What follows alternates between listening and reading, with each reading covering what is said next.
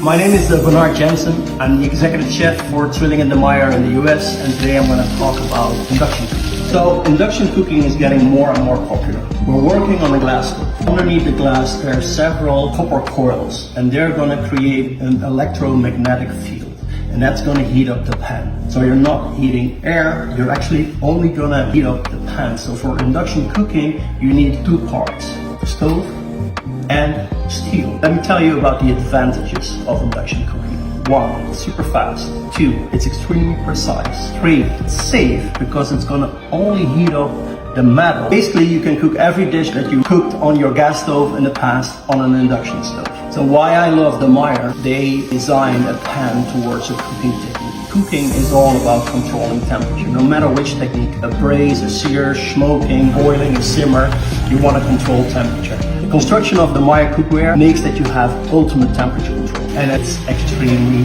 easy to clean.